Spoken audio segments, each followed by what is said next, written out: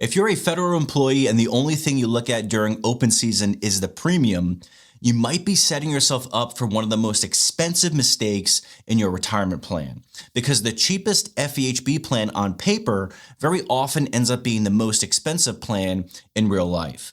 Every year I see someone sort by the lowest premium, they pick that plan and then get hit with deductibles, co-insurance, prescriptions, or a surgery they weren't expecting. So in this video, I want to show you how to choose an FEHB plan the way a financial planner thinks about it, based on total cost, the risk, and where you are in life, not just this month's premium. If we haven't met yet, I'm Tom, a certified financial planner, and I work with soon-to-retire federal employees on retirement plans built around their first pension, TSP, Social Security, and FEHB.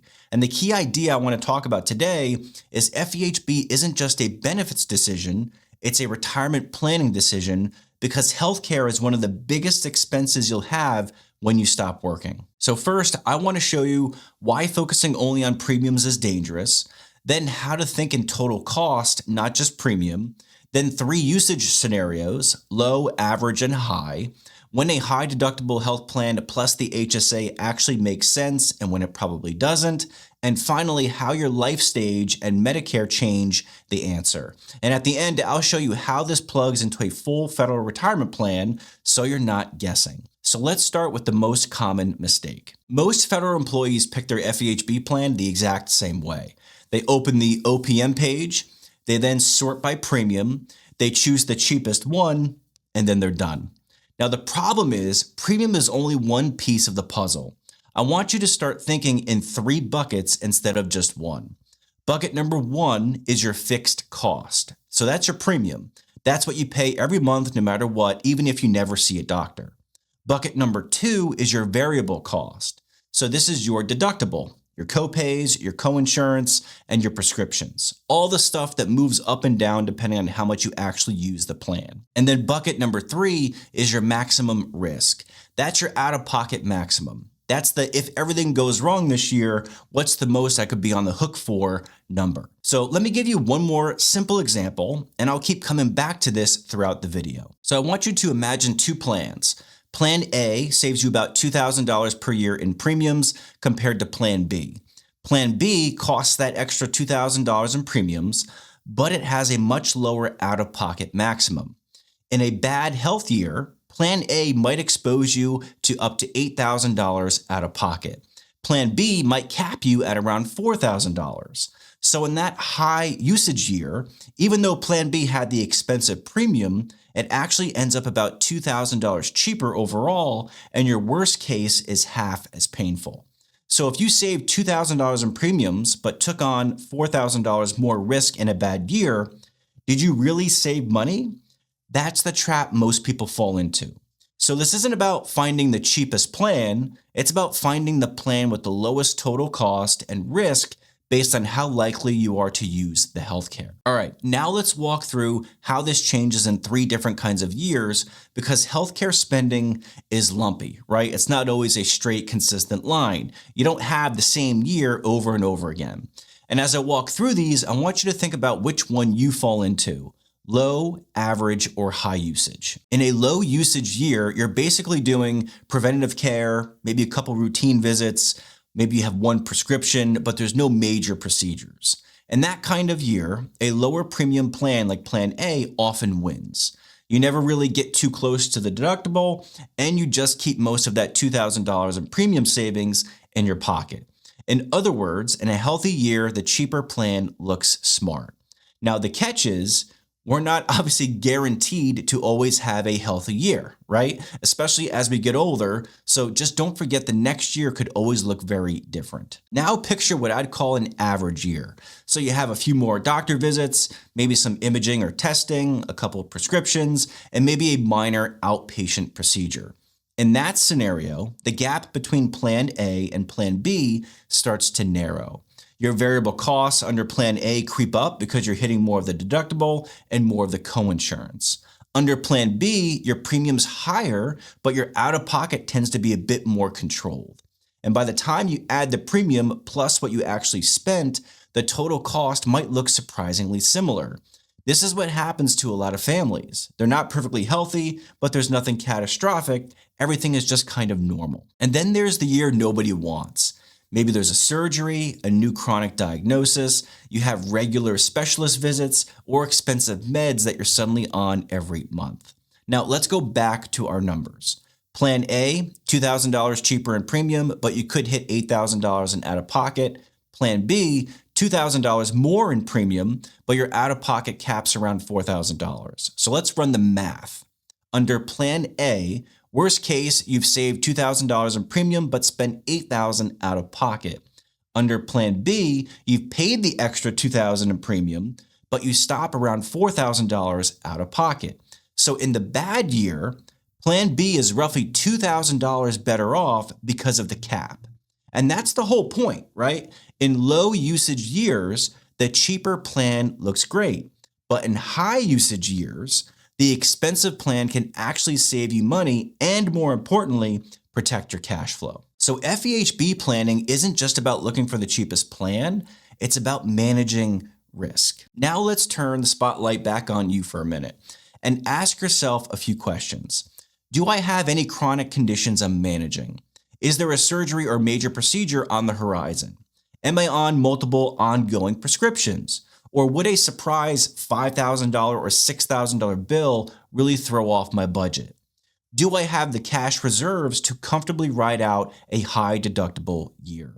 And then think about the last 12 months. Would you honestly call that a low, average, or high usage year?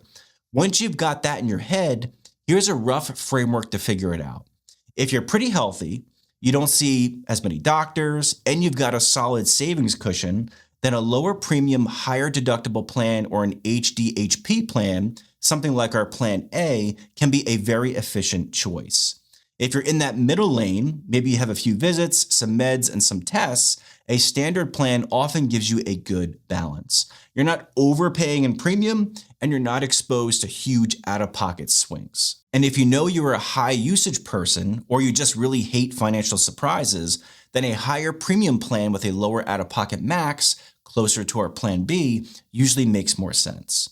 There isn't a universal best FEHB plan that everyone should be on. There's only the plan that best fits your health, your risk tolerance, and your specific cash flow. And that's usually the point where somebody asks, okay, what about high deductible health plans and HSAs? Are they worth it? Or are they not? So let's talk about that next. High deductible health plans bring out some strong opinions. Some people love them and will tell you they're the only smart choice, and other people think they're not worth it. Now, the reality is a HDHP plan is just a tool. In the right situation, it can be a very good one. So here's why they can be attractive. The premiums are usually lower. Many federal HDHP plans include an agency contribution into your HSA, and the HSA itself has some really great advantages. You get a deduction as the money goes in, it grows tax-free, and if you use it for medical expenses, you can take it out tax-free. So for a healthy, higher-earning federal employee with good savings habits, that HSA can act like an extra retirement account dedicated to healthcare. But on the other side, let's flip the scenario. If you've got chronic conditions, you're seeing specialists, you've got expensive meds, your cash reserves are low, or a big deductible would keep you up at night, then that same high deductible health plan may not be a great fit. In that case, paying more in premium for a plan that caps your out-of-pocket lower can be the smarter choice. So the question isn't, is a high deductible health plan good or bad? The better question is, does a high deductible health plan fit my health and my behavior? There is one more thing that we can't forget about here, and that's your doctors. Before you switch to any new plan, slow down and walk through this. First, look up your key doctors and hospitals in the plan's provider directory, and make sure you check, are they listed as in-network? Second, even if they're listed, check whether they're actually accepting new patients under that plan. And third, for anyone really important to you, like your primary doctor or any key specialists, call the office and just confirm, do you take this specific FEHB plan and are you accepting new patients? This is really important because directories get out of date, contracts change, offices close panels. If you're in the middle of ongoing treatment, Saving $1,200 a year on premiums is not a good trade for losing the doctor who actually knows your history. Remember, continuity of care is part of the risk picture too. And the last thing to consider is where you are in life. The right FEHB choice for a 35-year-old and for a 62-year-old about to retire are not going to be the same thing. In your early career, you're usually needing less health care, you're trying to keep costs down and build savings. A high deductible health plan or a standard plan can work just fine here. But if you're mid-career, especially with a family, everything starts to change. There's more doctor visits, more random injuries, and maybe more prescriptions. This is when having a solid standard plan with balanced premiums and out-of-pocket often fits the best. As you get close to retirement and move into retirement, usage tends to increase. You've got more testing, more specialists, and more age-related stuff, right? At that stage, saving every last dollar off the premium matters less than making sure a bad year doesn't blow a hole in your retirement income. And then once you hit 65, we add in another layer, how FEHB fits with Medicare. Some FEHB plans fit really well with Medicare Part B, and others don't coordinate as efficiently. That choice affects how much you spend in total premiums across FEHB and Medicare. It affects how much you're exposed to in bad health years, and how much flexibility you have if you want to change paths later. So when you're in that pre-retirement window, this stops being just an open season choice and becomes a core part of your retirement strategy. Now, one of the biggest mistakes I see is staying on autopilot. You tell yourself, I've just always had this plan, or I picked it 15 years ago and just stuck with it. But meanwhile, maybe your health has changed. Your doctors may have changed. Your prescriptions may have changed, and the plan's premiums and benefits definitely have changed over the years. So every open season, at minimum, try asking yourself, did my health change this year? Did my providers or prescriptions change? Did my premium or benefits shift in a big way? And given all that, is my current level of risk still appropriate? There are tools out there that will help you estimate best case, average case, and worst case costs for different FEHB plans. And those are useful. I use them too. But they don't know your first pension, your TSP withdrawals, your Roth strategy, or your tax brackets in retirement. They don't know when you want to retire or how much flexibility you want. And that's where real planning comes into play. So when I work with federal employees, we don't sit there and pick a plan in a vacuum. We plug FEHB into your entire retirement picture, and we consider, when do you turn on your first pension? How and when you draw from TSP and other accounts, where Roth conversions might fit, when to start Social Security, how and when to bring Medicare into the mix, and how much risk your cash flow can realistically handle. Because healthcare doesn't just sit in its own little box, right? It affects how much you can safely spend, when you can retire, and how much you pay in taxes over the rest of your life. If you've ever just sorted by lowest premium and clicked enroll, you're exactly who I built the Federal Retirement Blueprint for. So if you're a federal employee within about 10 years of retirement and you don't want to guess on FEHB anymore, click the link below the video and we'd be happy to see how we can help. And if you're wondering how FEHB works with Medicare Part B, especially whether you can skip Part B or not, watch this video next because I'll walk you through that exact trade-off and show you how I think about it for federal retirees. So click here to watch and I'll see you over there.